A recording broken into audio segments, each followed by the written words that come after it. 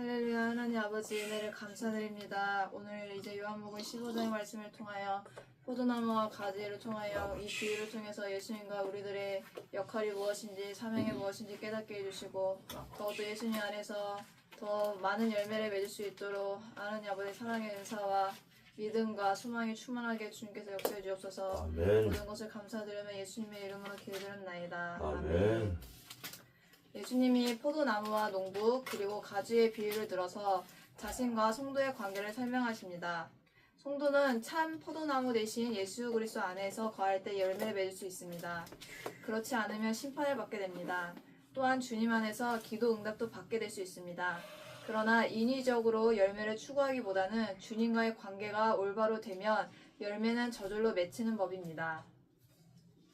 첫 번째, 너희는 내가 일러준 말로 이미 깨끗하여졌으니. 아멘. 그리스도의 말씀은 곧 하나님의 말씀입니다. 따라서 넓게 해석해 본 절의 그 말씀은 그리스도의 말씀을 하나님의 말씀의 성경 전체로 보아도 무방합니다. 성도의 삶에서 하나님의 말씀은 더 많은 열매를 맺게 하기 위해 성도를 거룩하게 하는 역할을 합니다. 과정은 이렇습니다. 하나님의 말씀이 우리의 복잡한 세상적인 생각을 정리하게 해주시며 죄를 깨닫게 도와주십니다. 또한 우리의 시선을 하나님께 집중하도록 만들어서 믿음과 신앙으로 갈 수 있게 해준다는 것입니다. 두 번째, 내 안에 거하라. 거하다는 계속해서 머문다는 뜻으로 일시적인 신앙이 아니라 영구적이고 지속적인 상태를 의미합니다. 이 단어는 본문에서 반복해서 핵심적으로 쓰였습니다. 그만큼 중요한 단어입니다. 원래 포도나무는 열매가 목적인 나무인데 그 특성상 목재로서의 가치가 없기 때문입니다.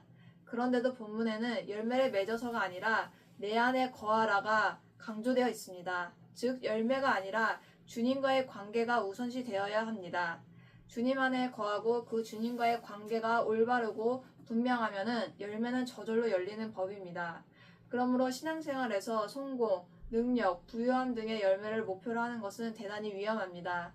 주님이 없는 열매도 얼마든지 가능하기 때문입니다. 그래서 성도는 주님 안에 머물며 주님과의 바른 관계에 집중해야 합니다.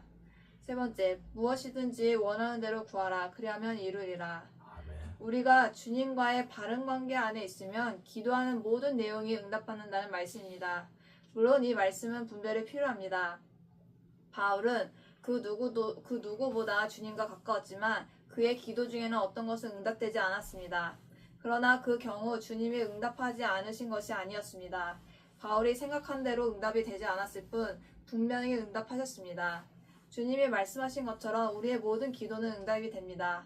그러나 잘 아는 것처럼 기도 응답에는 기도한 그대로 되는 것과 안 되는 것, 그리고 지체되는 것의 세 가지 형태가 모두 존재한다는 사실도 명심해야 됩니다.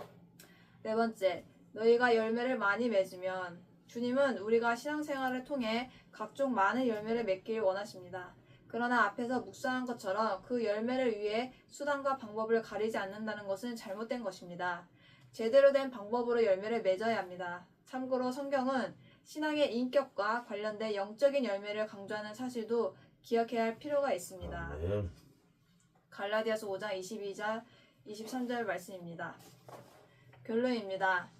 예수님은 제자들에게 고별 설교를 하시면서 포도나무 비유를 말씀하셨습니다. 아멘. 그래서 이 비유에는 신앙의 핵심적인 교훈이 들어있습니다. 그런데 본문에는 열매를 맺어라는 명령이 없습니다. 대신 예수님은 내 안에 거하라 라고 하셨습니다.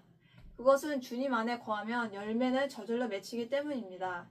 열매 자체에 집중할 필요가 없습니다. 이 순서는 우리의 신앙생활에서도 매우 중요합니다. 프랑스의 한 작가가 이런 말을 한 적이 있습니다. 우리는 성공을 추구할 필요가 없다. 자신이 하는 일을 즐기다 보면 부와 성공은 저절로 찾아온다. 아멘. 그러나 사람들은 열매를 원합니다. 예수님을 믿고 그 뒤로 따라오는 성공을 원합니다. 아멘. 물론 잘못된 기대만은 아닙니다. 사실인 경우가 많기 때문입니다. 그럼에도 문제가 되는 것은 오늘날 많은 사람들이 주님과의 바른 관계보다는 신앙을 이용한 성공에 집착한다는 점입니다. 세상에서의 성공 여부로 어떤 사람의 신앙 인격을 판단하는 지경에 이른 것입니다. 바른 신앙생활의 기준이 세상에서의 성공이 되어버렸다는 것입니다. 성공은 귀한 것이지만 이 정도가 되면 위험합니다. 예수님과의 깊은 관계 안에 있어도 세상에서 어려움을 맛볼 수 있다는 것이 성경의 가르침이기 때문입니다. 아멘. 스데반은 예수님을 잘 믿다가 돌에 맞아 숭배하지 않았습니까? 그러므로 이례적으로 세상적 성공과 부와 명예를 우리의 신앙생활의 기준으로 삼아서는 안 되는 것입니다. 성공이 아니라 주님과의 바른 인격적 교제를 즐긴다면 성공은 저절로 찾아오는 것입니다. 아멘. 이것이 바른 순서이며 이런 열매가 아름다운 것입니다. 기도하겠습니다. 하나님 아버지 감사합니다. 주님과의 깊은 교제가 있어서 주님처럼 닮아가는 인격으로 변화되어 주님의 원하시는 열매를 맺을 수 있도록 도와주시고 정말 우리 주님께서 가르치심의 이 모든 말씀대로 저희들 귀한 사명 잘 감당할 수 있도록 늘 도와주시옵소서. 아멘. 모든 것을 감사드리며 예수님의 이름으로 기도드렸나이다. 아멘. 아멘.